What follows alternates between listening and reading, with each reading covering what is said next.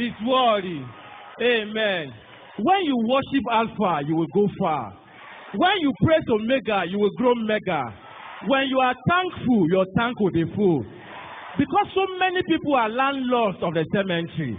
Lords are tenants of the mortuary. Many more are candidates of obituary. But we are worshippers in a sanctuary. Because his love has been keeping on right from January. Coupled with his goodness written in our diary. And all this he has done without collecting his salary. Celebrate him is worthy.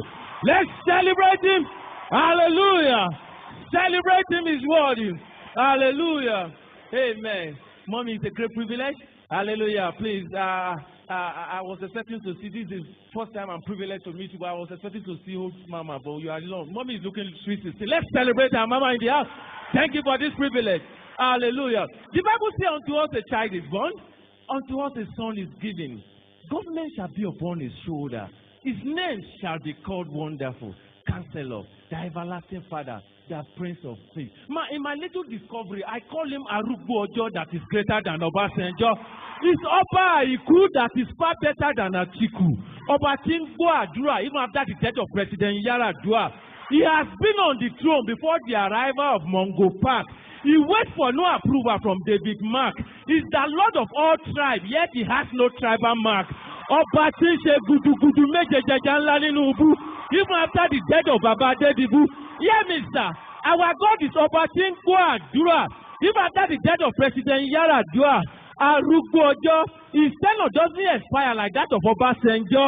Oba Iku, his kingdom is far beyond that of Atiku. Hear me, sir, I call him the Lord God Almighty. Ogbonge in diversity, Odeshi in brutality, crown in royalty. So let's bow in loyalty and worship his majesty. He never went to university, yet the capability of his mentality supersedes the totality of professors, even in their conformity. At the mention of his identity, principalities are in perplexity. Despite the density of his responsibility, no vacancy for impossibility. Hear me, sir. Hear me, sir. I call him Rock of Ages, my dearest rock. He's more reliable than Aso Rock. He's a Senobua that resides in Africa. Yet from here, his presence is highly felt in America. I mean, the Lion of the tribe of Judah is more superior than the governor of Florida. He that is enthroned far beyond Washington is more adorable than Denzel Washington. In his hands, he holds the master keys. That is to say, he has better things to offer than Alicia Keys. My God that opened the womb of a barren woman, Hannah, he can do more wonders than Rihanna. Hear me, sir. In his own image, he made Adam and Eve. That is to say, he's more good-looking than Genevieve. Baba Agbalagba, hear me, sir. Our God is Baba Agbalagba that is full of mercy. He's more skillful than Drogba and Messi. Hear me, sir. He doesn't use GSM, Twitter, or Facebook. Yet, millions of people call him, follow him, and seek his face daily in his book. He's Jehovah Adonai, my number one. He responds faster in time of trouble than 911. Ancient of days that uses no Google. Yet he sees wider and faster than Google. Hear me, sir. Mommy, I call him the Lord God Almighty that can never be compared with Donkamighty. Our God is original rugged Dibaba. He's more humorous than Nibu and Libaba. Messiah that lifted us higher. He's far lifted higher than Timaya.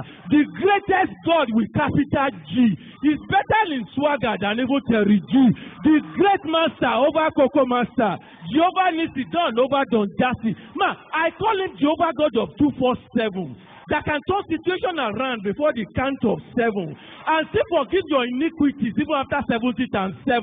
The master of creation that reigns from generation to generation. He died in crucifixion, battle shatter for your emancipation. Through his condemnation, you obtain divine justification, and before his ascension to his mansion, he made provision for your vision. It's your portion and possession in all ramifications. The God of your commission that foreknew you even before the creation. Nothing like omission in his mission.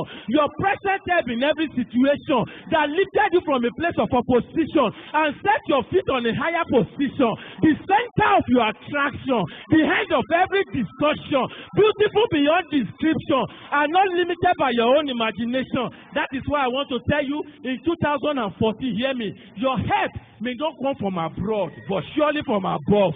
Because it is not by merit, but by mercy. It is not by class, but by Christ. It is not based on government policies, but on God's promises. Not by university degree, but on God's decree. Hear this, hear this, hear this, hear this, hear this, hear this, hear this. Hear this, hear this, hear this. He that can recharge you without charging you with any charge. He can give you more power than Jack Bauer in 24 hours. So that's above any tower. For there is no light so pattern, shatter or scatter that he cannot gather and put together. Mommy, sir, the Lord, the Bible says, I will lift up my eyes to the hill. From where cometh my help? Hear my own version. Your help cometh from the Lord. The Lord God, able, stable, and unbeatable. He will never suffer your feet to tremble. For he that keepeth you will never fumble. Though rebels may gather round your table, no shaking, they will surely stumble and brutally crumble.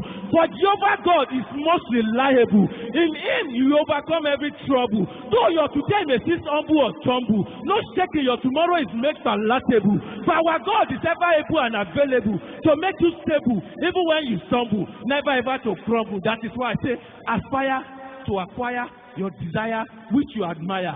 If by the road you perspire, do not retire, but refire to acquire your desire which you admire. Because in Isaiah, even in Jeremiah, Nehemiah, Obadiah, Zephaniah, and Zechariah, it is the desire of Messiah to grant your heart desire. So when you aspire to acquire your desire which you admire, hear me, sir. So when you aspire